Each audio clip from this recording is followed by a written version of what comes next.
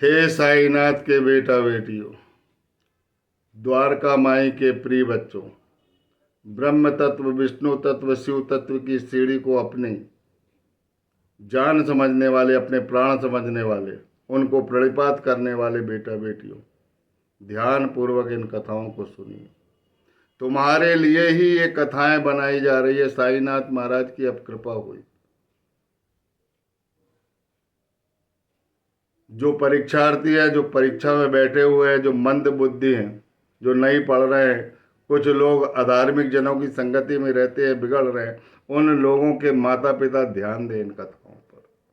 ये कथाएं बहुत कल्याणकारी है। घर में शांति आएगी, क्लेश मुक्त होगा घर, धन की वर्षा होगी, सब प्रकार से सहायता होगी और बच्चे पढ़ाई लिखाई में अव्वल रहेंगे, उनका ध्यान लगेगा।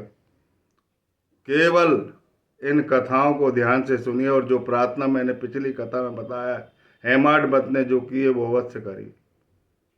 जो भी किताब पढ़ना है, जो भी काम करना है, तो उनको स्पर्श कराइए। उनके कर का बहुत महत्व है। जिस प्रकार रामकृष्ण परमहंस ने अपने कर के स्पर्श से स्वामी विवेकानंद को ज्ञान भर दिया था, जिन्होंने भारत का नाम ऊंचा किया विदेश में, शून्य पर भाषण दिया, कहाँ से बुद्धि आ गई। और मैं कहाँ से बोल रहा हूँ, मुझे तो उतना ज्ञान नहीं, लेकिन साईनाथ जी की कृपा है, दया है उनकी। और दया और कृपा सिर्फ आपके कारण है। दासगणु महाराज के द्वारा कृपा करके ग्रंथ लिखवाए और उन्हें कीर्तनकार बनाया, और कीर्तनकार से पूरे महाराष्ट्र प्रांत में उन्होंने अपने कीर्तन से लोगों का कल्याण किया। वही कल्याण वो मुझसे करा रहे हैं।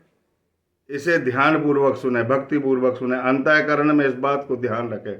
कोई काम होता है तो किसी के कल्याण के लिए होता है। ये मेरा श्रेय नहीं है, ये आप लोगों का आशीर्वाद है। हे बेटा बेटियों, जिस प्रकार शिवाजी महाराज को रामदास स्वामी समर्थ का कर स्पर्धा, उन्हें बुद्धि भी प्राप्त हुई और शक्ति भी प्राप्त हुई, और उन्होंने इस देश की बहुत रक्षा की। और जिस प्रकार लोकमान्य तिलक जेल में है और भविष्यवाणी कर दी थी गजानन महाराज ने, शेगांव के गजानन महाराज, साईनाथ के बड़े भ्राता, ध्यान रखना। और साक्षात गणपति अवतार है, नर्मदा के लाल गणपति हैं वो।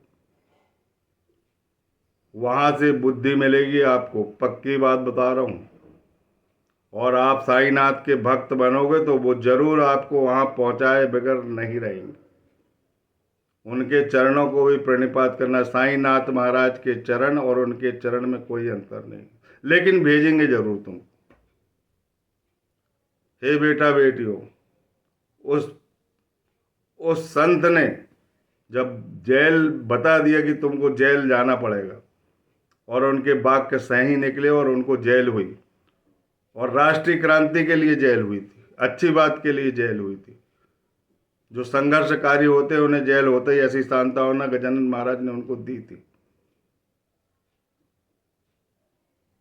और उनके लिए सूखी रोटी भेजे थे जो 3 दिन की बासी थी, और उन्होंने जेल में चबा चबा कर खाए, और उसके बाद उनको ज्ञान प्रकट हो गया। और ऐसा ज्ञान प्रकट हुआ कि उन्होंने भगवत गीता पर ऐसा कर्मयोग का सिद्धांत प्रतिपादित किया जो आज तक किसी नहीं कर पाया। बहुत उत्तम काव्य, उत्तम कवियों की श्रेणी में वो बैठे जाते हैं, लोकमान्य बाल गंगाधर तिलक। मैं उनको नमन करता हूँ। हे बेटा बेटियों, ध्यान पूर्वक इन कथाओं को सुनिए, आपका कल्याण होने वाला है।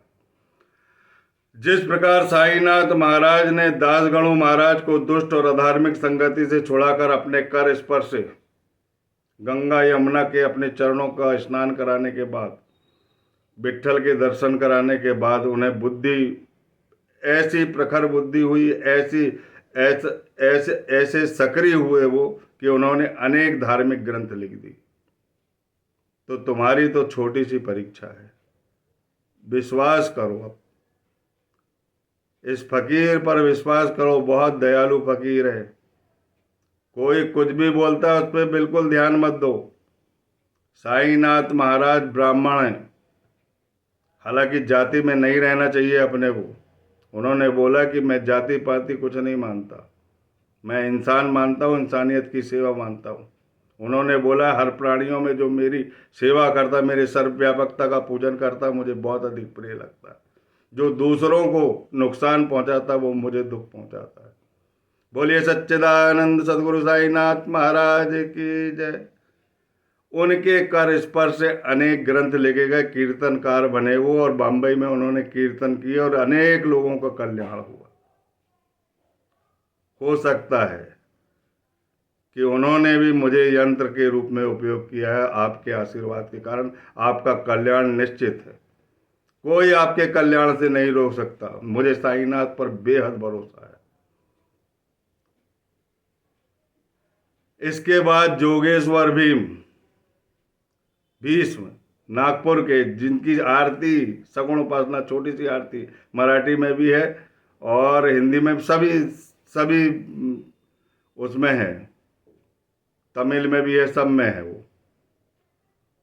उन आरती का बड़ा ही उनके कर स्पर्श से और उनके चिंतन से, साईनाथ महाराज के आशीर्वाद से वो प्रार्थना लिखी गई। इसके बाद हेमांतपद आए, उनके अंदर का अहंकार दूर किया, दुष्ट और अधार्मिक जनों से उनकी भी संगति छुड़ाई और अपने दोनों हाथ के आशीर्वाद से अपनी ही जीवनी आप लोगों के कल्याण के लिए लिखाई। उन्होंने कहा है कि अंतःकरण से मेरी उपासना करो, विशुद्ध भाव से मेरी उपासना करो, मुझ पर विश्वास करो, अपने आप को कर्ता मत समझो, निर्भय होकर अपने कर्तव्य का पालन करो। यदि कर्तव्य का पालन किया गया और मेरी लीलाएं लिखी गई, मेरी कथाएं सुनी गई, तो अविद्या का नाश होगा। ध्यान और भक्ति पूर्वक श्रवण करने से देहिक बुद्धि और अहंकार नष्ट हो जाएंगे और ज्ञान रूपी अमूल्य रत्न की प्राप्ति हो जाएगी। मैं कहता हूँ आपको, जो भी आप पढ़ेंगे वो याद हो जाएगा, जो भी परीक्षा में आएगा वो आप अवश्य कर लेंगे। लेकिन भरोसा होना चाहिए अपने सदगुरु का। सदगुरु पर भरोसा कर लीजिए। उन्होंने अनेक धार्मिक ग्रंथ भक्तों को कर स्पर्श करके उनका कल्याण किया। अब ऐसे भक्त की कथा पर आ रहे हम, जिसको आप पहली कथा में नाद भागवत तो पढ़ा ही दिए थे। अब एक ऐसा ग्रंथ विष्णु सहस्त्रनाम उसके कंठ में उतारना चाहते थे वो, सामा के माधवराव देश पांडे, जो अनन्य भक्त है साईनाथ महाराज का, उसके लिए क्या लीला करते हैं ये ध्यानपूर्वक सुनने लायक। एक रामदासी सुबह से मुंह हाथ धोकर स्नान करने के बाद, पूजन करने के बाद शरीर पे भभूत लगाता था और रोज विष्णु सहस्त्रनाम का पाठ करता था। उसे कंठस्थ हो गया था। कंठस्थ होने के बाद भी वो सदा विष्णु सहस्त्रनाम का पाठ करता था। बाबा को दया आई कि इसको तो कंठस्थ हो गया है और ये बिना देखे भी पढ़ सकता है, और ये पुस्तक मेरे सामा को मिल जाए तो मेरे सामा का कल्याण हो जाएगा। तो साईनाथ महाराज ने वाहिना किया, हे रामदासी इधर आओ। तो वो अपने पूजन के स्थान पर उठा, द्वारका माई में पढ़ता था वो। पूजन के स्थान से उठा और साईनाथ महाराज के पास चला गया। बोले साईनाथ महाराज ने उनसे कहा कि मेरे पेट में बहुत अधिक पीड़ा हो रही है, मेरे उदर में दर्द है और तुम बाजार से थोड़ा सोना मक्खी ले आओ। उन्होंने सोना मक्खी लाने के लिए पैसा दिए और सोना मक्खी लाने के लिए उससे बाजार भेज दिए। और उस जैसे ही वो बाजार की ओर जाता है तो उस पुस्तक को धीरे से उठाते हैं और सामा को देने लगते। सामा बोलते हैं कि मैं इस पुस्तक को नहीं लूँगा क्योंकि मैं अल्प शिक्षित व्यक्ति हूँ और इसके संस्कृत के श्लोक जो है मुझे याद नहीं हुए। और वो रामदासी जो है क्रोधी प्रवृत्ति का, वो मुझसे लड़ाई करने लगेगा। बोले नहीं नहीं, ऐसा कुछ नहीं करेगा वो। बोले इस किताब का मैं महत्व बताता हूँ कि जब एक बार मेरे प्राण पखेरु उड़ने वाले थे, मेरा हृदय प्राण निकलने के लिए तड़प गया, तब मैं देह त्यागने वाला था, तब ये पुस्तक मुझे मिल गई। मैंने इसे पढ़ा भी नहीं और अपनी छाती पर रख लिया। मुझे इस किताब ने इतना सुख दिया, इस ग्रंथ ने इतना सुख दिया कि मेरे जो प्राण पखेरु उड़ने वाले थे वो रुक गए और इसका आनंद का उपभोग करने लगे। मेरी सांसें चलने लगी, मैं सुखी हो गया। इसीलिए मैं प्रेम पूर्वक तुम्हें दे रहा हूं, तुम इसका स्मरण करो, तुम्हारा कल्याण होगा। वो ले लेता है और लेने के बाद रामदास ही वापिस आता, सोना मक्की देता है। अन्ना चिंचाड़ी कर जो है नारद प्रवृत्ति के थे, उन्होंने तुरंत बता दिया कि तुम्हारी किताब बाबा ने उठाकर सामा को दी। तब वो अति क्रोधी व्यक्ति सामा के ऊपर लपक गया कि मेरी पुस्तक क्यों लिए तुमने, मैं तुम्हारा सर तोड़ डालूंगा। बहुत वाद विवाद होने लगा। तब बाबा से रहा नहीं गया। बाबा ने प्रेम पूर्वक बोला कि हे रामदासी, कैसे रामदासी हो तुम? पुस्तक का क्या मूल्य है मानव के सामने? मैंने उस पुस्तक को उठा के दी है, तुमने इसे कंठस्थ कर लिया, तुम्हें याद हो गया। वो तुम्हारा भाई है। पुस्तकें अनेक मिल जाएगी लेकिन इंसानियत नहीं मिलेगी, मानवता नहीं मिलेगा, प्रेम नहीं मिलेगा। तुम अपने भाई के लिए ऐसा व्यवहार करते हो, कैसे रामदासी हो? तब उसका अंतःकरण द्रवित हो गया और उसका मन शांत हो गया कि बाबा सही समझा रहे हैं। यदि धार्मिक ग्रंथ का अनुसरण नहीं किया गया और क्रोधित प्रवृत्ति रही तो इस अध्ययन का क्या काम है? तो बाबा के उपदेशों को मान लिया उन्होंने और प्रेम पूर्वक सामा से बोला कि यदि तुम मुझे पंचरत्न गीता दोगे तो मैं प्रेम पूर्वक ले लूंगा। तो सामा ने बोला एक ही क्यों, मैं 10 प्रति देने के लिए तैयार हूं। जबकि पंचरत्न गीता जो है वो बहुत ही एक प्रकार का गीता का ग्रंथालय है, बहुत उत्तम ग्रंथ है। तो बाबा ने ये लीला क्यों की गई, क्यों की है, इसका अपने को विशेष ध्यान करना। ये लीला दोनों के कल्याण के लिए की। सोना मकी जो है दोनों के कल्याण के लिए उपयोग में लाया गया। एक तो सामा के कल्याण के लिए और दूसरा रामदासी के कल्याण के लिए। रामदासी वही ग्रंथ पढ़ रहे थे जो रटा रटाया ग्रंथ था उनको, और वो पंचरत्नी गीता रामदासी के हृदय में उतारना चाहते थे और सामा के हृदय में विष्णु सहस्त्र नाम उतारना चाहते थे।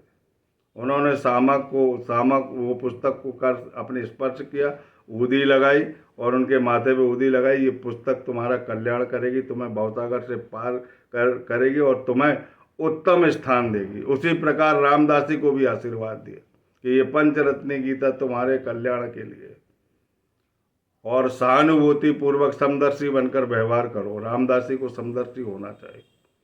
ये बाबा की लीला थी। चाहते तो दोनों के लिए मौखिक बोल देते हो कि तुम वो पढ़ो और तुम वो पढ़ो, लेकिन नहीं, बाबा ऐसी परिस्थिति से गुजारते जिससे आश्चर्यजनक परिणाम निकलते। विष्णु सहस्त्र नाम का आपको महत्व नहीं पता लगता, पंचगीता का महत्व नहीं पता लगता। इन महत्व को दर्शाने के लिए साईनाथ महाराज ने ये लीला को उद्घाटित किया है। बोलिए सच्चिदानंद सदगुरु साईनाथ महाराज की जय। हे बेटा बेटियों,